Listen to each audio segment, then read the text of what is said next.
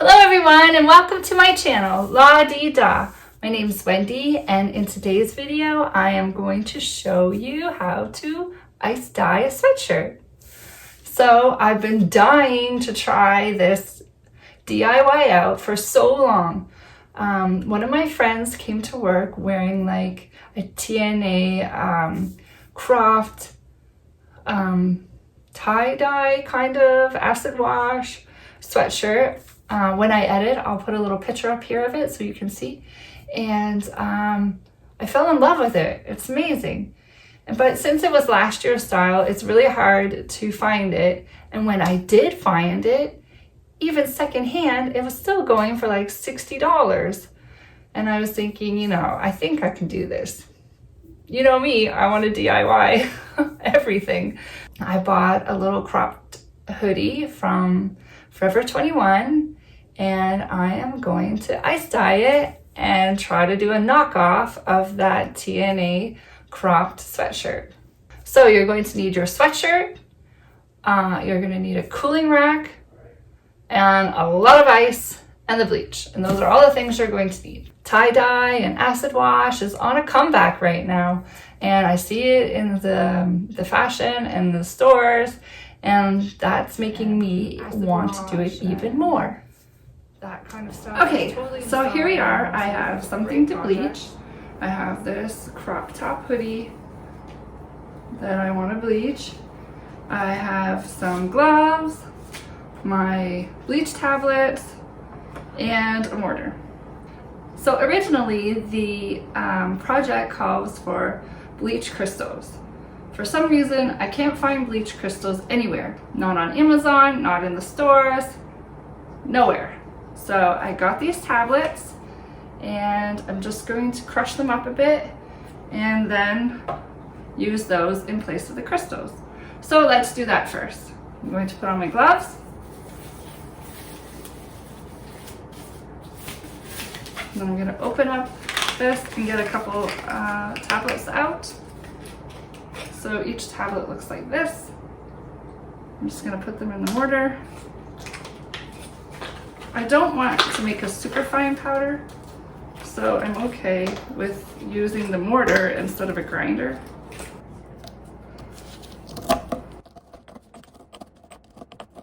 There, I think that's good. It's not a complete powder, there's a few chunks in there.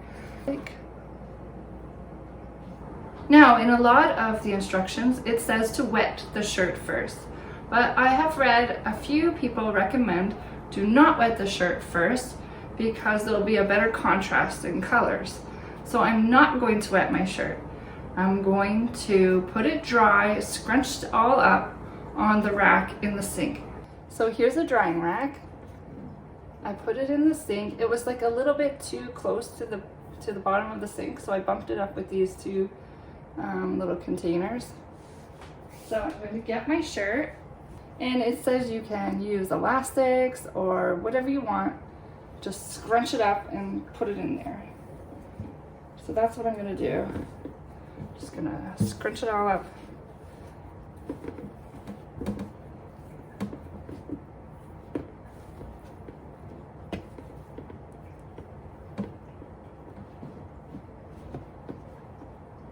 Now, that looks good. It's all on there. And I kind of twisted it around so that the back would get some too. And I just twisted it, scrunch it all up. There. And the next thing you need to do is cover it with ice. Cover the whole shirt with ice. So I'm going to go to the freezer and get the ice. So I made a whole bunch of ice last night just for this project.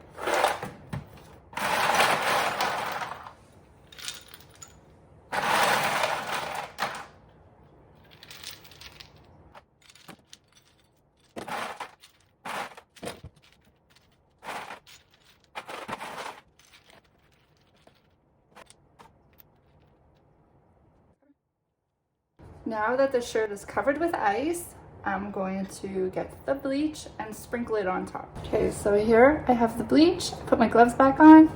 I'm going to sprinkle it on.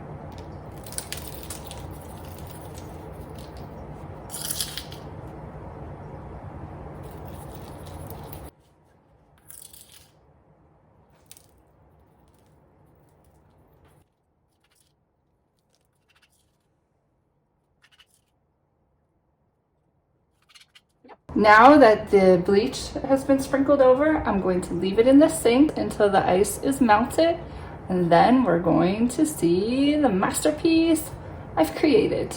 So now all I have to do is wait for 5 hours to see how this turns out. Fingers crossed. I'm really excited to see how it's gonna look. So in 5 hours, I'll come back and show you how it looks. I came to check on the sweatshirt. I had to move it into the bathtub because I have to make dinner soon. I mean, I don't know why I put it in the kitchen sink. So anyways, here's a tip for you.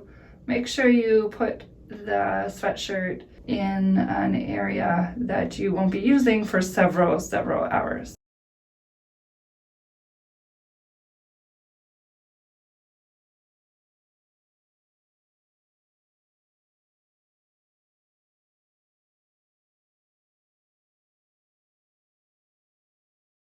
It turned out so cool. So I'm really happy about the way the sweatshirt turned out. Totally cool knockoff of the TNA, and it cost me like a fraction of the price. Until next time, stay safe and be well. Bye everyone.